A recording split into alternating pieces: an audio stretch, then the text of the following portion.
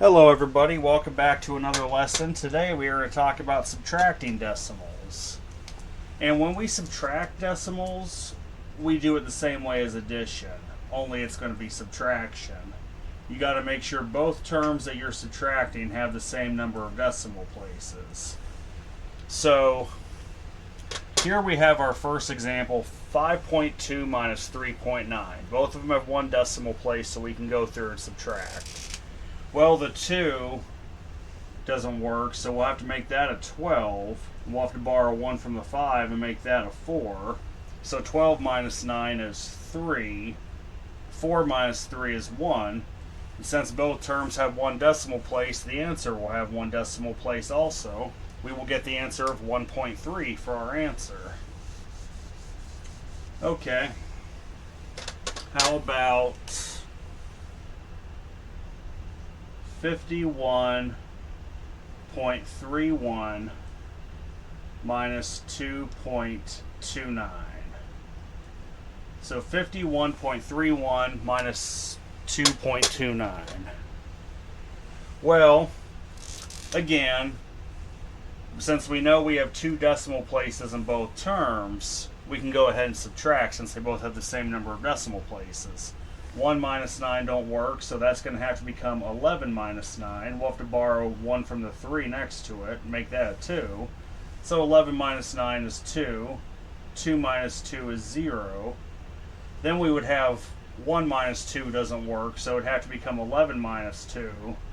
And we'd borrow 1 from the 5 next to it. So then we would have 11 minus 2 is 9. 4 minus 0 is 4. Now we need to figure out how many decimal places do we need? Well, both terms had two decimal places, so our answer will need two decimal places. The answer would be 49.02 for that one. Alright, now, let's say I have 92.341 minus 6.42. Well, right away, we notice that one term has 3 decimal places, the second term has 2 decimal places. We need to get both terms to have the same number of decimal places, to have 3 of them.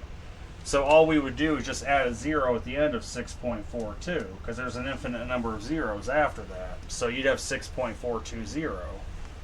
Now that both terms have 3 decimal places, you can go ahead and subtract. So 1 minus 0 is 1. 4 minus 2 is 2. Alright. 3 minus 4 doesn't work. So we're going to have to make that a 13.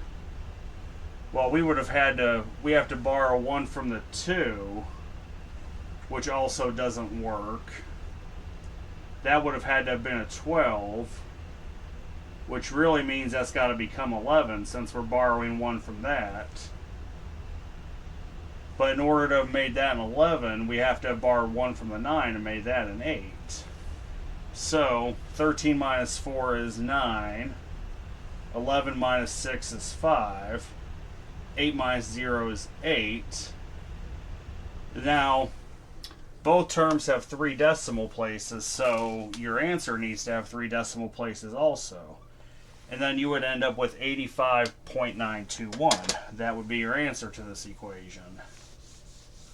Alright, I got 3 more problems.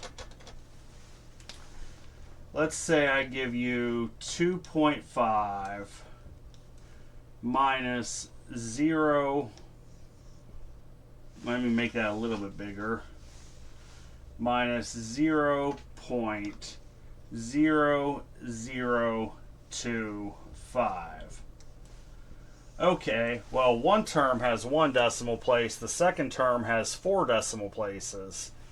Well, what we need to do is we need to go through and make sure the first term also has 4 decimal places. So you would tack on some zeros till you get the 4 decimal places.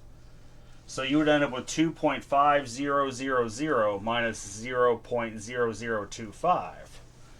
Now that they have the same number of decimal places, we can go through and subtract.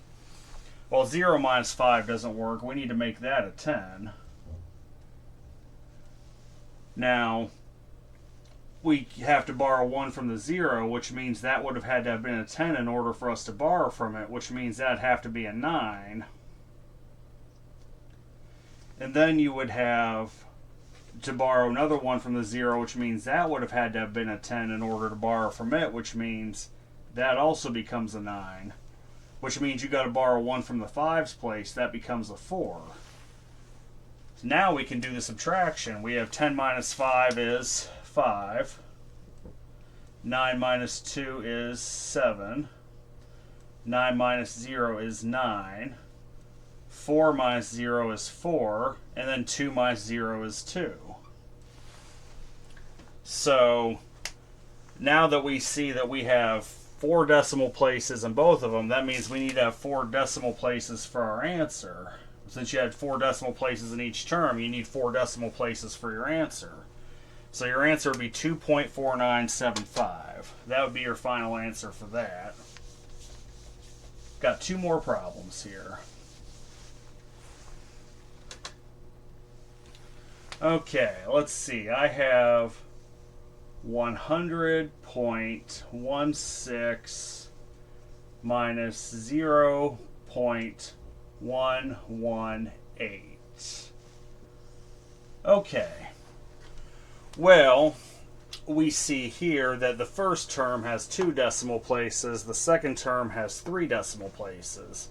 In order to be able to perform the subtraction, we need to have 3 decimal places on both of them. So in order to make the first term 3 decimal places, you just tack on a 0 after the 6, since there's an infinite number of zeros there. And now you have 3 terms in both decimal places, meaning you can actually go through and do the subtraction. So, first thing you got to do is 0 minus 8 doesn't work, so you got to convert that to a 10. Borrow 1 from the 6, turn that into a 5. So you have 10 minus 8, that's going to be 2. 5 minus 1 is going to be 4. 1 minus 1 is going to be 0. 0 minus 0, that's also 0. 0 minus 0 is 0. 1 minus 0 is 1. Now, you had 3 decimal places in each term. That means you need 3 decimal places also in the solution. So your solution is going to be 100.042. And that would be it for that one. Then I got one more problem here. Let's say I give you 100 minus 0.34.